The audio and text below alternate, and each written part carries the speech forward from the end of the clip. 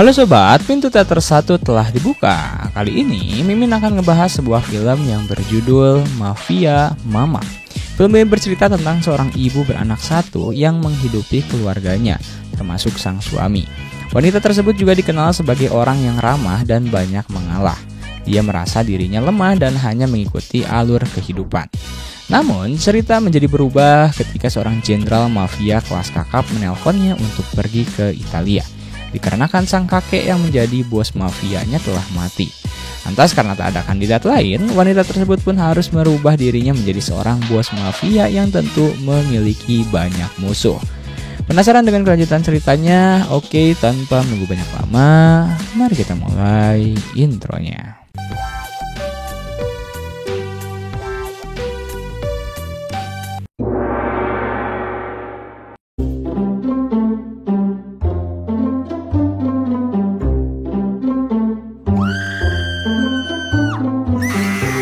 Finero Easy Life.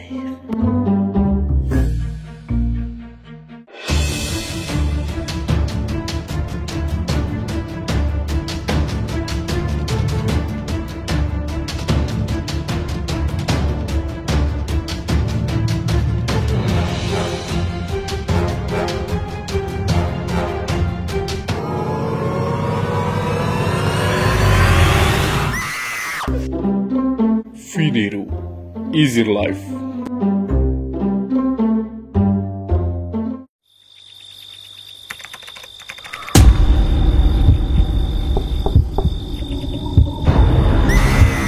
Finero Easy Life.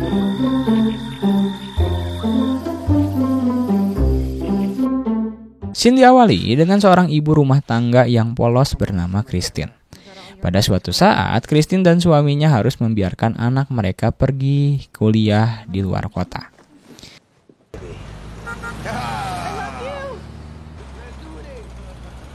Setelah itu, Christine pergi bekerja di sebuah perusahaan. Namun terungkap bahwa bosnya sering menganggap sepele Christine dan jarang menggunakan ide-idenya. Christine merasa tersinggung dengan perlakuan tersebut dan akhirnya memutuskan untuk pulang ke rumah lebih awal. Saat Christine masuk ke rumah, dia merasa sangat terluka saat melihat suaminya yang menganggur berselingkuh dengan tetangganya. Meskipun hatinya hancur, Christine yang polos hanya bisa menerima situasi ini dengan pasrah. Kemudian adegan berpindah ke negara Italia, dan di sini kita akan diperkenalkan dengan seorang jenderal mafia yang bernama Bianca. Terlihat banyak anggota mafianya tewas dalam pertempuran dengan musuh. Bianca merasa terkejut karena bosnya juga meninggal dalam insiden tersebut. Pada malam harinya, Bianca menghubungi Christine untuk memberitahunya bahwa kakek Christine telah meninggal dunia dan meminta Christine untuk datang ke negara Italia. Ternyata kakek Christine adalah seorang ketua mafia yang juga menjadi bosnya Bianca. Mendengar hal tersebut, Christine menolak karena saat itu dia sedang menghadapi banyak masalah. Selain itu, Christine juga tidak pernah mengenal kakeknya karena sang kakek telah meninggalkannya sejak dia masih bayi. Setelah itu, cerita memperlihatkan Christine tengah berolahraga untuk mencoba melupakan semua kejadian yang baru-baru ini menimpanya. Namun Bianca terus menghubungi Christine agar dia datang menghadiri pemakaman kakeknya. Christine sempat curhat kepada sahabatnya yang merupakan seorang pengacara bahwa dia terus menerima permintaan untuk pergi ke Italia.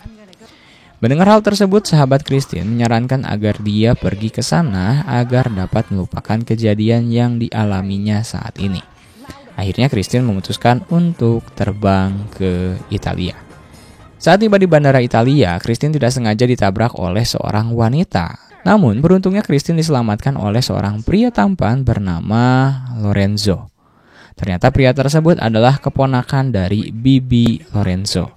Christine terpesona dengan ketampanan Lorenzo sehingga mereka saling menukar nomor telepon. Tak lama setelah itu, Christine dihampiri oleh dua anggota mafia yang dikirim oleh Bianca untuk menjemputnya.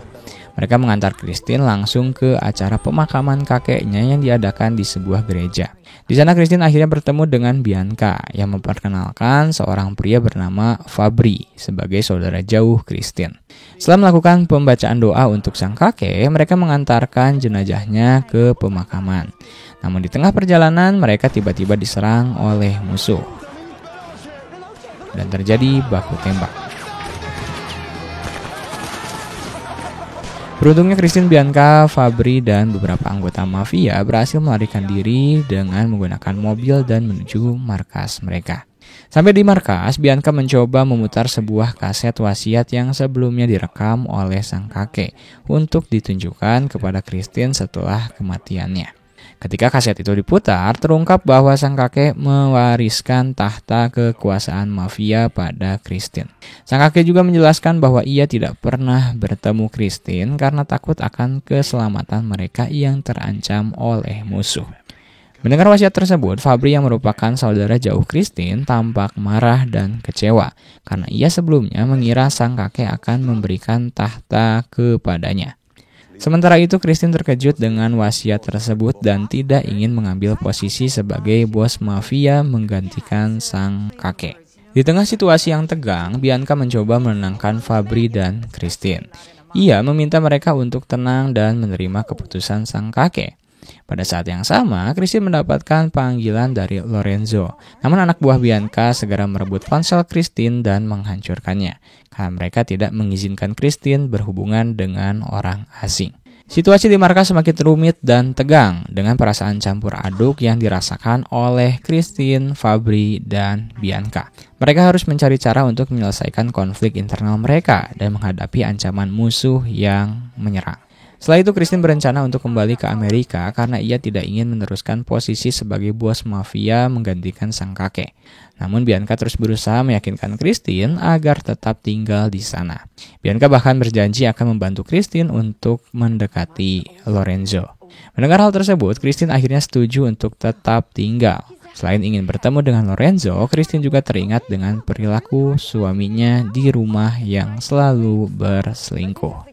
Di sisi lain, kelompok mafia musuh yang dipimpin oleh Don Carlo merasa marah terhadap anak buahnya yang gagal membunuh Bianca dan Fabri dalam acara pemakaman. Terungkap bahwa Don Carlo adalah orang yang bertanggung jawab atas kematian kakek Christine. Kembali ke Christine yang saat ini sedang membuat minuman anggur bersama Bianca. Tiba-tiba, dua anak buah Bianca datang dan memberikan informasi mengenai Lorenzo. Mereka mengungkapkan bahwa Lorenzo lahir di Milan dan kini berusia 33 tahun. Lorenzo juga seorang duda yang sedang mencari pasangan. Informasi ini membuat Christine semakin penasaran dan tertarik pada Lorenzo. Ia memutuskan untuk memberi kesempatan pada hubungan mereka dan melihat perkembangan selanjutnya. Christine dan Bianca pun mulai merencanakan strategi untuk melawan Don Carlo. Pada malam itu dia harus bertemu dengan ketua kelompok mafia musuh untuk membagi wilayah perdagangan mereka. Singkat cerita, Christine diantar oleh dua pengawalnya untuk bertemu dengan kelompok musuh yang dipimpin oleh Don Carlo.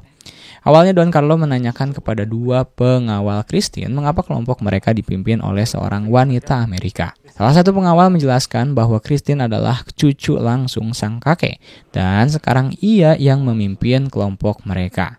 Kemudian Don Carlo mencoba merayu Christine agar mau membagi wilayah kekuasaannya secara adil.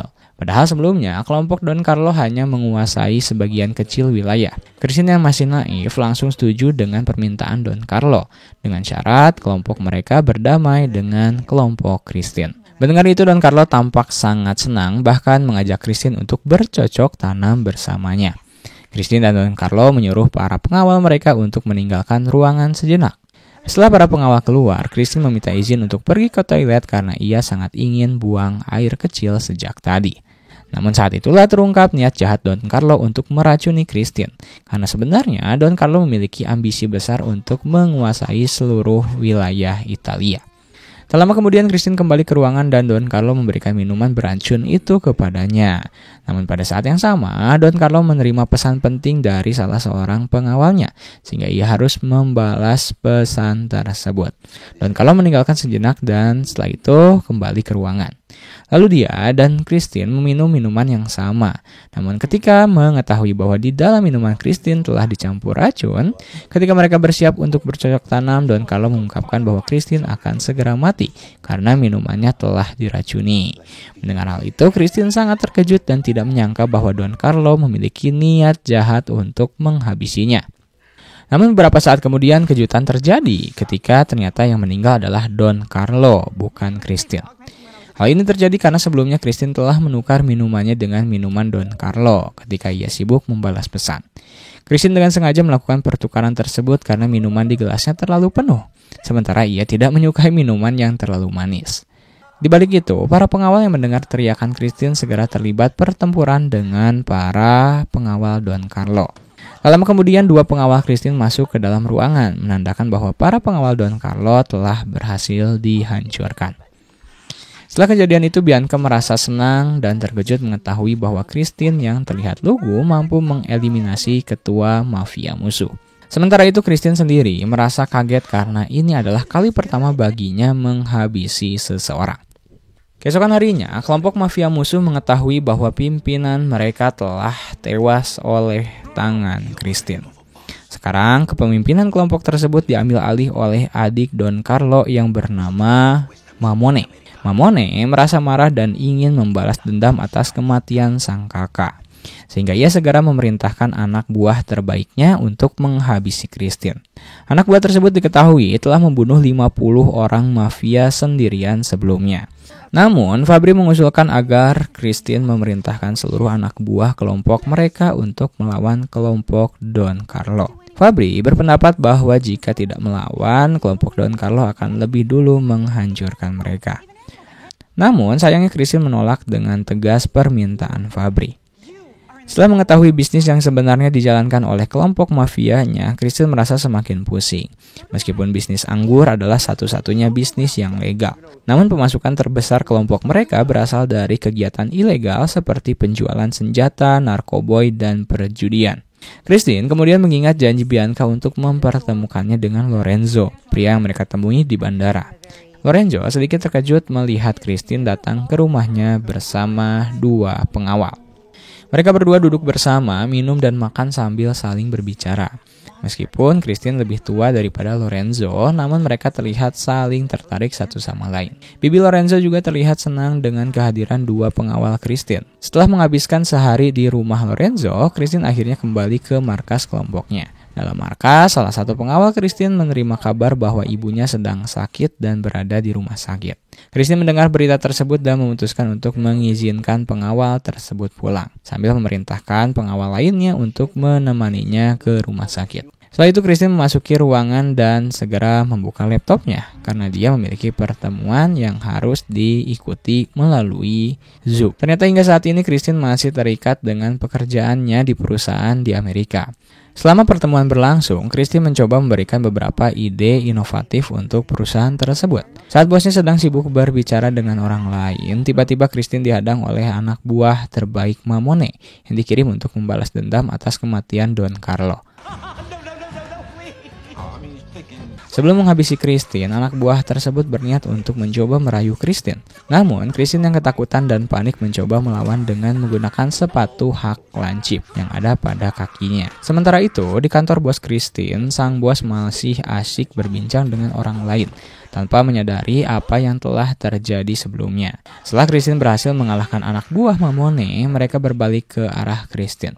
Bos Christine kemudian menghidupkan sambutan suara dan tanpa mengetahui apa yang terjadi, dia malah menghina Christine atas ide-ide yang jarang terpakai. Christine yang sudah kesal dan kecewa akhirnya memutuskan untuk berhenti bekerja. Keesokan harinya Bianca memberitahu Christine bahwa kelompok mafia musuh ingin melakukan pertemuan kembali. Christine pun menyetujui pertemuan tersebut dan bertemu dengan Mamone, orang yang menggantikan Don Carlo. Mamone meminta perdamaian kepada Christine dan berjanji tidak akan mengganggu wilayah kelompok Christine lagi. Namun Mamone sangat kaget mengetahui bahwa Christine mampu menghabisi salah satu anak buah andalannya yang begitu brutal. Siang itu, saat Christine sedang bersantai di halaman markas, tiba-tiba Bianca mendatanginya. Christine mengungkapkan bahwa 1 bulan sebelumnya dia merupakan seseorang yang sangat baik, tetapi tak pernah menyangka bahwa kini dia akan menjadi ketua mafia. Mendengar itu, Bianca menceritakan bahwa meskipun kakek Christine adalah seorang ketua mafia, beliau selalu berlaku baik terhadap warga biasa. Bahkan Bianca sendiri dulunya adalah seorang yang miskin dan tidak memiliki 1 kaki. Namun berkat kebaikan kakek Christine, dia diangkat menjadi cucunya. Kakek Christine bahkan membelikannya sebuah kaki palsu yang sangat canggih. Setelah Bianca pergi, Fabri mendekati Christine. Sekarang Fabri tampak menghormati Christine karena dia berhasil membuat kelompok mafia musuh merasa takut dan menghormati kelompok mereka. Beberapa hari kemudian, Christine mengumpulkan semua rekan kerja yang selama ini bekerja bersamanya dalam kelompoknya. Di pertemuan tersebut, Christine mengumumkan dengan tegas bahwa mulai saat ini dia akan membangun sebuah apotek yang sangat besar dan sebagian dari keuntungan akan disumbangkan kepada mereka yang membutuhkan. Sejak saat itu, Christine secara rutin memberikan obat-obatan secara gratis kepada orang yang membutuhkannya, sambil memanfaatkan keuntungan dari perusahaan apoteknya. Sementara itu, dalam hal asmara, terlihat bahwa hubungan Christine dengan Lorenzo semakin erat. Namun suatu hari yang tak terduga, Christine hampir menjadi korban serangan dari seorang pria. Ternyata pria itu adalah suami Christine. Sedangkan Lorenzo yang baru mengetahui bahwa Christine belum mengajukan cerai, hal tersebut tentu membuat Lorenzo sangat marah. Setelah kejadian itu, Christine membawa suaminya ke dalam markas. Christine bertanya kepada sang suami mengapa dia datang menemui dirinya. Sang suami pun menjawab bahwa sejak Christine berhenti bekerja di perusahaan Amerika, rekening keluarga mereka tidak pernah lagi terisi. Karena suami Christine diketahui telah menganggur sejak lama. Mendengar penjelasan itu, Christine segera menyuruh sang suami untuk pergi, sambil berjanji bahwa dia akan segera mengurus proses penceraian mereka dengan secepat mungkin. Suatu hari, Christine berbagi perasaannya kepada Bianca bahwa dia ingin meninggalkan dunia kejahatan dan berhenti menjadi bos mafia. Christine sebenarnya sangat ingin menjalani kehidupan biasa dan hidup bersama Lorenzo, meskipun saat itu Lorenzo masih marah. Christine yakin bahwa Lorenzo masih sangat mencintainya. Beberapa hari berlalu, kelompok Mamone mengajak Christine untuk melakukan pertemuan. Ketika mereka bertemu, Mamone menjelaskan bahwa bisnis kelompok mereka mengalami kerugian sejak Christine memulai usaha baru. Hal ini disebabkan oleh kerjasama Christine dengan inspektur polisi yang sebelumnya membantu kelompok mafia dalam bisnis ilegal. Namun inspektur polisi tersebut sekarang lebih memilih untuk bekerja sama dengan perusahaan legal milik Christine. Setelah mendengar penjelasan itu, Christine menyatakan bahwa semua hal tersebut akan ditangani oleh Bianca. Christine berencana memberikan jabatan penting kepada Bianca dalam beberapa hari mendatang. Fabri yang mendengar hal tersebut merasa sangat marah karena dia berharap mendapatkan jabatan tersebut daripada Bianca. Sementara itu, kehadiran para polisi yang datang membuat situasi semakin tegang. Ternyata salah satu dari mereka adalah Lorenzo. Christine merasa sangat kecewa terhadap Lorenzo karena selama ini Lorenzo hanya ingin memata-matai dirinya. Selain itu, terungkap pula bahwa bibi Lorenzo juga sebenarnya adalah seorang polisi yang menyamar. Tak bisa dihindari, akhirnya terjadilah baku tembak antara mereka.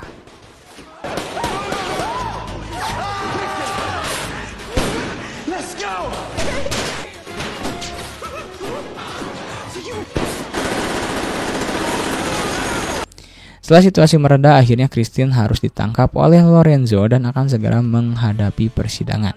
Namun, tiba-tiba sahabat Christine dari Amerika datang ke Italia untuk memberikan bantuan. Sahabatnya ternyata seorang pengacara. Saat persidangan dimulai, sahabat Christine berusaha sekuat tenaga untuk membela dirinya. Di sisi lain, Lorenzo tetap berusaha untuk menjatuhkan Christine dan menjebloskannya ke penjara. Namun, beberapa saksi yang selama ini menerima obat-obatan gratis dari apotek Christine memberikan kesaksian bahwa Christine adalah sosok yang baik hati dan selalu membantu warga yang kurang mampu.